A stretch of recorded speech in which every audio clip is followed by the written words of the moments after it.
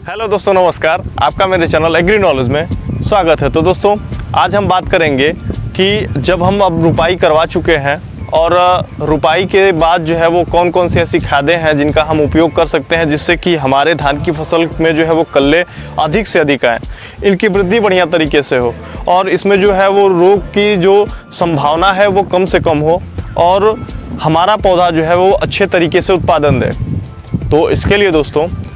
जब भी हम धान में रुपाई करवाते हैं तो सबसे अधिक जो है वो यूरिया और डीएपी का उपयोग करवाते हैं। लेकिन उत्तर भारत के जो किसान होते हैं वो अपनी फसल को इसी प्रकार से रुपवा देते हैं, या तो फिर बहुत करते हैं तो उसमें डाई का उपयोग कर देते हैं जिसको आप डीएपी के नाम से जानते हैं। हालांकि डीएपी का उपयोग जो है वो कुछ टाइम पहले करवाना इसीलिए ज़रूरी होता है क्योंकि डीएपी जो है वो हाईली रिएक्टेबल जो फर्टिलाइज़र होता है, क्योंकि ये जब मिट्टी में गिरती है तो तुरंत रिएक्ट करके बॉन्ड बनाती है और बॉन्ड बना के ये जो है फिर जल्दी से सॉल्यूबल नहीं होती है, फिर धीरे धीरे जो है ये पौधों को उपयोग में आती है। तो इसलिए जो है इसका उपयोग पहले किया जाता है। लेकिन हमारे किसान जो है वो जानकारी के अभाव में इसका उपयोग जो है रुपाई के बाद करवाते हैं, जिससे कि ना केवल इनका खर्च जो है वो ज़्यादा आता है बल्कि ये फसल जो है सारी के सारे जो डाई की मात्रा होती है डीएपी की उसको अब्जॉर्ब नहीं कर पाती, उसको शोषित नहीं कर पाती है। तो इसके लिए दोस्तों, हम कौन सी ऐसी खादें हैं जिनका उपयोग करें जो कि हमारे पौधे जो है इनको सही तरीके से अवशोषित करें और इनकी वृद्धि बढ़िया तरीके से हो और तो और लागत में हमारे कमी आए और उत्पादन में हमारी वृद्धि हो। तो इसके लिए दोस्तों, हम जब भी जो है वो रुपाई करवा ले रहे हैं तो रुपाई के लगभग 5 से 6 दिनों बाद जो है आप जो है यूरिया की मात्रा लें। और यूरिया में एक ऐसी खाद आती है जिसको धान की सबसे बढ़िया खाद के नाम से जाना जाता है, जिसको आप अमोनियम फॉस्फेट सल्फेट के नाम से जान रहे हैं, क्योंकि इसके अंदर जो है वो आपको नाइट्रोजन भी मिल रहा है, इसके अंदर आपको फास्फोरस भी मिल रहा है और इसके अंदर आपको सल्फर भी मिल रहा है। और इसका उपयोग करने से ये जो है वो धान की फसल में जल्दी से अवशोषित होती है और इसमें जो है सबसे बड़ा बेनिफिट ये होता है कि इसमें एक साथ 3 जो पोषक तत्व हैं वो आपको मिलते हैं। तो पहला जो है आप यूरिया का चुनाव करें, दूसरा है वो आप अमोनियम फॉस्फेट सल्फेट जिसमें आपको नाइट्रोजन भी मिलेगा, जिसमें आपको डीएपी भी मिलेगी और जिसमें आपको सल्फ़र भी मिलेगा। तो सल्फ़र तो एक तो आपको फंगिसाइड का काम करता है और जो डीएपी है जिसका उपयोग अगर आप रुपाई के समय नहीं कर पाए हैं तो ये इसमें डीएपी की मात्रा भी इंक्लूड होती है। हालांकि डीएपी की मात्रा कम होती है तो पौधे जो है इनको बढ़िया तरीके से मिनिमम मात्रा में जो है वो अवशोषित करेंगे, जिससे कि डीएपी जो है वो बहुत ज़्यादा जो है वो लीचिंग के थ्रू नीचे नहीं जाएगी, इवापोरेशन के थ्रू जो है वो नुकसान नहीं होगी। और यूरिया जो है जिससे कि नाइट्रोजन मिलेगा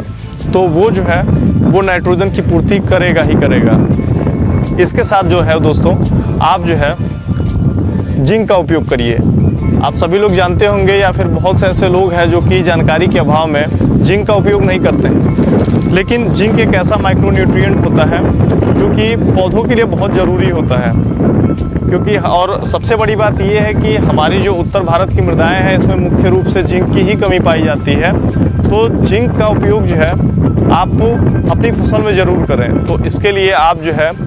जिंक का चुनाव ज़रूर करें, क्योंकि जिंक जो है ना केवल हमारे पौधों की वृद्धि में सहायक होता है, ये जो है हमारे पौधों में जो क्लोरोफिल बनता है उसमें भी सहायक होता है। ये हमारे पौधों की जड़ों में जो उसकी सेल्स होती हैं उनकी सेल की कोशिकाओं को बढ़ाने में भी मदद करता है और तो और ये कल्ले बढ़ाने में भी मदद करता है। तो इतने ढेर सारे हैं फ़ायदे जो है कि जिंक के, तो जिंक का भी उपयोग करिए। इसके बाद आप किसी भी कंपनी का जो है वो माइक्रोन्यूट्रिएंट ला के उपयोग करिए। माइक्रोन्यूट्रिएंट एक ऐसा फर्टिलाइज़र का रूप होता है जिसमें 4 से 5 पोषक तत्व मिलते हैं जो कि हमारी फसल के लिए बहुत ज़रूरी होते हैं, क्योंकि हमारी फसल अभी इस स्टेज में है जहाँ पे इसकी जड़ों की भी वृद्धि होनी है, इसमें कल्ले भी निकलने हैं, इसमें इसके जो क्लोरोफिल है उसकी भी मात्रा को सही रखना है और तो और सबसे बड़ी बात कि इसमें रोग और जो व्याधिजन होते हैं उनकी भी संख्या को नियंत्रित करना है और तो और इसमें अपनी लागत को भी बचाना है। तो इन सभी चीज़ों को नियंत्रित करने के लिए जो है आप इन सभी खादों का उपयोग करिएगा और इन सभी खादों का उपयोग करके आप खुद ही देखिएगा कि आपका जो धान की फसल है उसका रिज़ल्ट कैसा रहता है। एक खेत में जो है आप इन सभी खादों का उपयोग करिएगा और वहीं दूसरे खेत में जो है आप केवल यूरिया का उपयोग करिएगा। आप ये देखिएगा कि आपको अंतर समझ में आ जाएगा।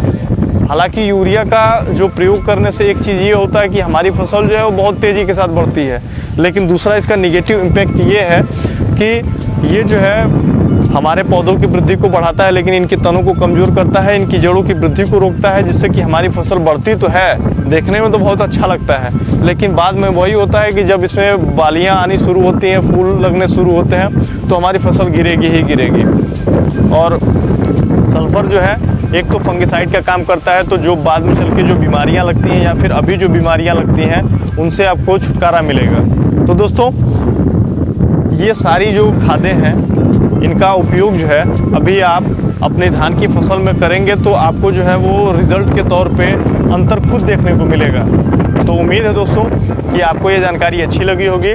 तो आपको ये जानकारी कैसी लगी आप मुझे कमेंट में ज़रूर बताइएगा। और हाँ,